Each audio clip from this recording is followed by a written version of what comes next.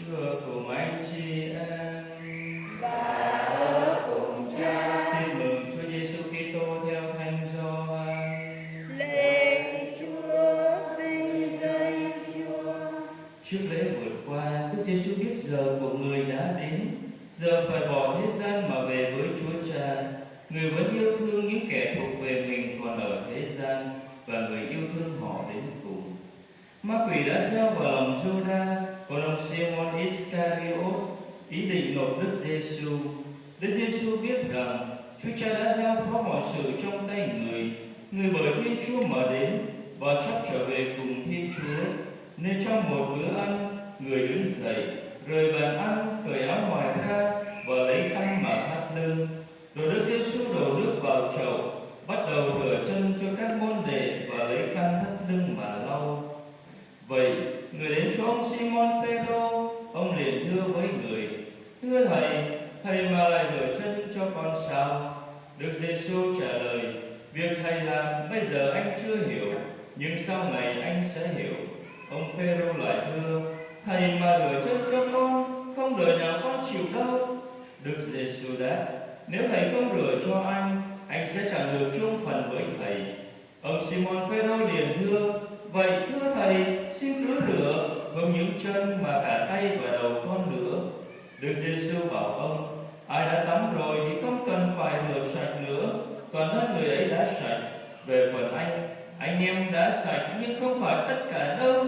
Thật vậy, người biết ai sẽ nộp người nên mới nói, không phải tất cả anh em đều sạch."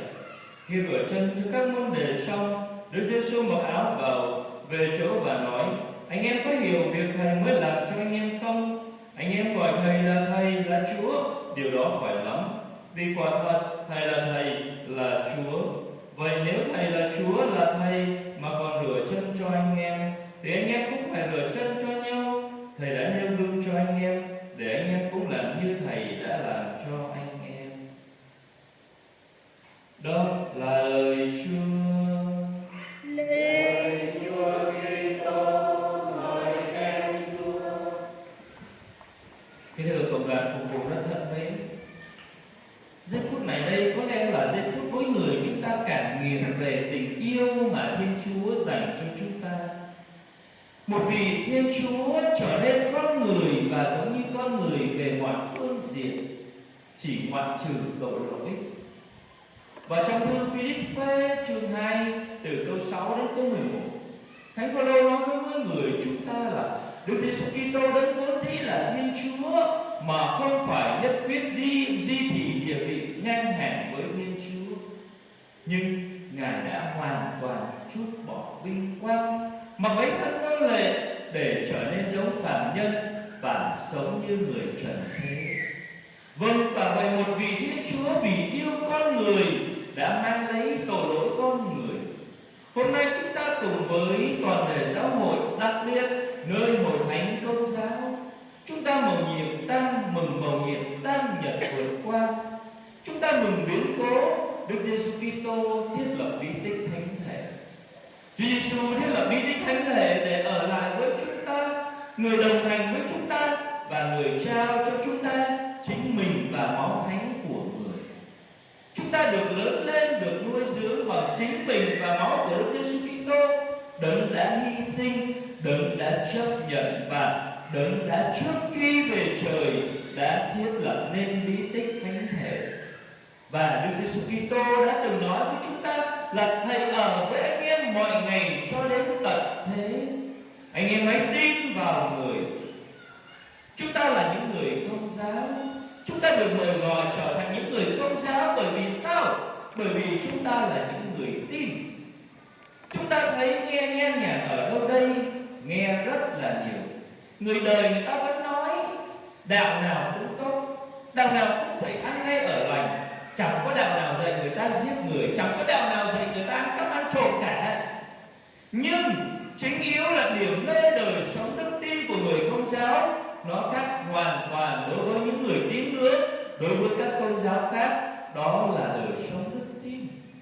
Quý bạn chị em rất thân mến, tại sao trong những ngày đặc biệt này hầu hết mọi người đều đến với nhà thờ, đều đến với Chúa, mặc dù là cả một năm trời, chúng ta bỏ Chúa, chúng ta tội lỗi, chúng ta ích kỷ, chúng ta xem như là việc đến tham dự thánh lễ chỉ là một hình thức, chỉ là một hình thức mà thôi, không là một điều kiện để chúng ta yêu mến Chúa. Chúng ta chỉ xem đến việc đến với nhà thờ là chỉ là một bổn phận để đến cho có mà thôi. Xem chừng ra đời sống đức tin của chúng ta, đặt lại câu hỏi: chúng ta đang đặt mình ở đâu trước mặt Thiên Chúa? Và Thiên Chúa đang ở đâu trong cuộc đời của mỗi người chúng ta? Hôm nay chúng ta cùng với Đức Giêsu Kitô bước vào cuộc thương khó của người. Chính vì tình yêu của Thiên Chúa, chính vì tình yêu Thiên Chúa dành cho chúng ta, Ngài dành cho chúng ta tất cả mọi sự. Ngài dành cho chúng ta ngay cả khi chúng ta là tội nhân. Ngài dành cho chúng ta ngay cả khi chúng ta đều là những con người ích kỷ, đều là những con người vô cảm, đều là những con người dửng dưng trước tình yêu của Thiên Chúa.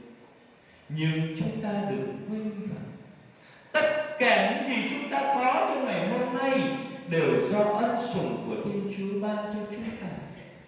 Tất cả những gì chúng ta có ngày hôm nay đều là quà tặng của Thiên Chúa dành cho chúng ta. Nhưng xem chừng ra nơi con người, nơi bản tính yếu mềm của con người, nơi đời sống đức tin của con người còn non kém, con người chỉ biết dựa vào của cải vật chất mà thôi, mà quên đi mất Thiên Chúa vẫn đang hiện diện. Thiên Chúa vẫn đang hiện diện với chúng ta, Ngài hiện diện với chúng ta từng ngày, từng giây, từng phút trong nhà này.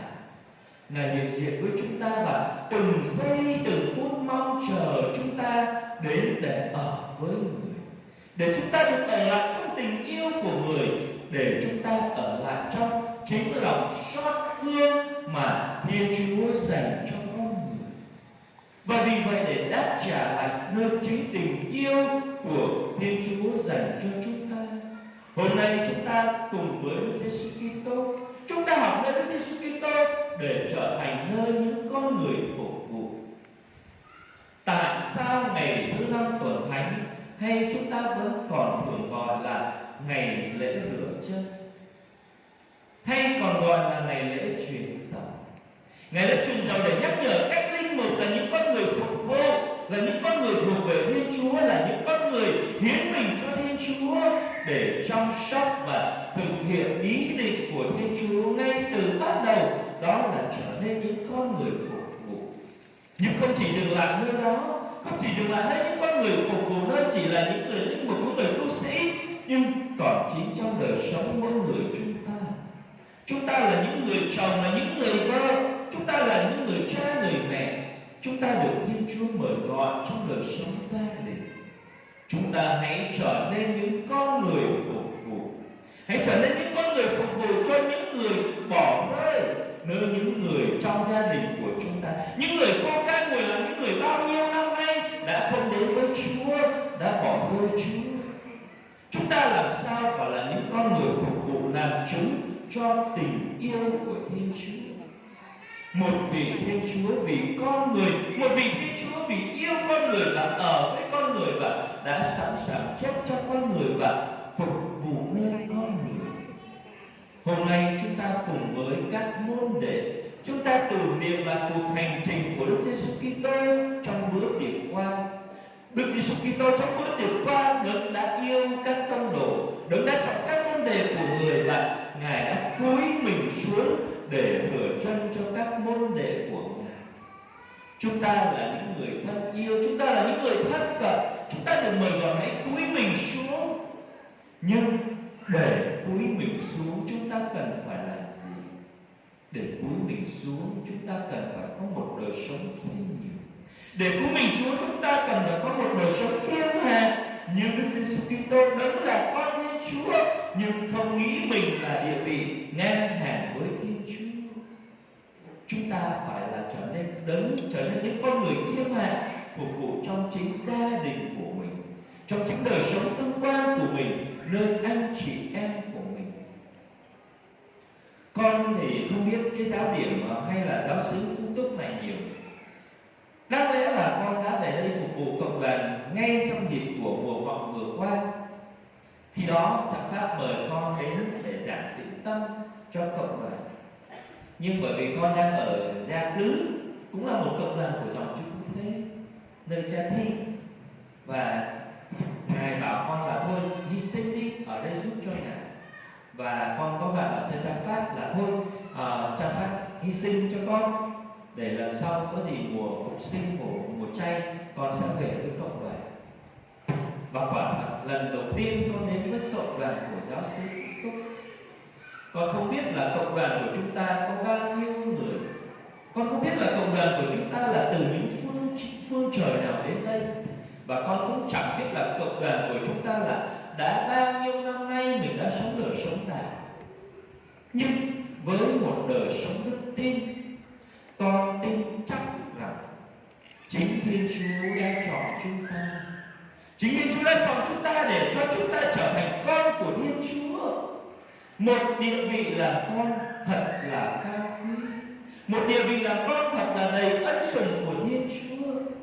Nhưng cách nào đó chúng ta lại vô tình, nhưng cách nào đó chúng ta lại vô tình, chúng ta đang quên lãng Thiên Chúa, chúng ta đang thờ ơ với tình yêu của Thiên Chúa dành cho chúng ta. Một vị Thiên Chúa sẵn sàng cúi mình xuống, một vị Thiên Chúa sẵn sàng cúi mình xuống để phục vụ nơi tất cả những con người mà Thiên Chúa đã được gọi kêu đến.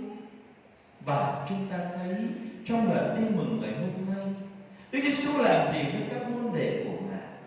Đức Giêsu cúi mình xuống và rửa chân cho các môn đệ. Một hành động của một người thầy, một hành động của một vị Thiên Chúa sẵn sàng chấp nhận cúi xuống. Một hành động của một vị Thiên Chúa sẵn sàng trở nên những con người phục vụ. Một vị Thiên Chúa sẵn sàng trở nên những con người giống như là người nô lệ để phục vụ cho những người làm chủ của mình.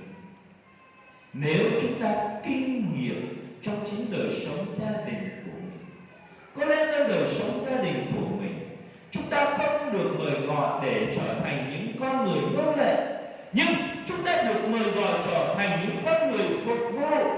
Vợ phục vụ chồng và chồng phục vụ vợ. Chúng ta được cộng tác với ơn của Thiên Chúa dành cho chúng ta để phục vụ nhau. Và chúng ta phục vụ ai là người trước hết? Đó là con cái của chúng ta. Nhưng đáng tiếc thay vì phục vụ con cái của mình thì chúng ta lại đang giết chết đi con cái của chúng ta. Chúng ta lại đang trở thành những người ác độc, trở thành những người giết các thai nhi. Chúng ta đã quên mất tình yêu của Thiên Chúa dành cho mình. Ước gì hôm nay bước vào mùa chay thánh, đặc biệt trong tang nhật vượt qua này, chúng ta cùng với Đức Giêsu Kitô, cùng với Đức Giêsu Kitô bước vào một hành trình, bước vào một cuộc hành trình của những con người sẵn sàng hiến dâng mình phục vụ. Và chắc chắn trên con đường hiến dâng phục vụ, chúng ta phải đối diện với những đau khổ. Chúng ta phải đối diện với những đau khổ, và cuộc đời của con người, cuộc đời của mỗi người chúng ta, ai cũng đã từng kinh nghiệm để bước vào cuộc đời đau khổ. Nhưng trên cái hành trình đau khổ đó, chúng ta làm gì? Chúng ta có tín thác nơi Thiên Chúa hay không? Chúng ta có trao phó tất cả mọi sự cho tình yêu của Thiên Chúa hay không? Hay chúng ta vẫn thờ ơ, hay chúng ta vẫn còn đó để than trách Chúa, lạy Chúa, sao Chúa bỏ con? Tại sao Chúa không nhìn đến đời sống gia đình của con? Tại sao Chúa không nhìn đến đời sống của vợ chồng chúng con đang phải đối diện với những đau khổ, đối diện với những thất bại? Chúng ta có tin vào tình yêu của Thiên Chúa không? Đó là đời sống đức tin của mỗi người chúng ta. Mỗi người chúng ta được mời gọi hãy phó thác cho chính tình yêu của Thiên Chúa. Đấng đã yêu chúng ta, Đấng đã trở nên những con người phục vụ, Đấng đã trở nên những con người hy sinh, Đấng đã trở nên con người luôn luôn chân thành thập giá để cứu chuộc chúng ta. Xin tình yêu và bình an của Thiên Chúa đặc biệt cho mỗi người chúng ta nhận ra Thiên Chúa đặc biệt trong tang nhật vượt qua. Và lát nữa sau thánh lễ này, chúng ta cũng sẽ bước vào giờ trò thánh thể. Chúng ta hãy dành cho Chúa một giờ. Chúng ta hãy hy sinh cho Chúa một giờ để chúng ta cùng với Chúa, chúng ta cảm nghiệm lại tất cả những ơn lành Chúa trao ban cho chúng con, Chúa trao ban cho tất cả chúng ta. Anh em không thể thức được với Thầy 1 giờ sao? 1 giờ chính là khoảnh khắc mà Thiên Chúa đã mở gọi chúng ta để chúng ta mái ở trong tình yêu của Thiên Chúa. Xin Chúa cho chúng ta cảm nghiệm chính tình yêu của Ngài, đặc biệt trong cuộc vượt qua này nơi Đức Giêsu Kitô đấng đã chịu đau khổ, để mỗi người chúng ta cũng cảm nghiệm sự đau khổ đó, và qua sự đau khổ đó chúng ta cảm thông với những người đau khổ, với những người khổ đau trong đời sống thường nhật mà chúng ta gặp gỡ trong cuộc sống.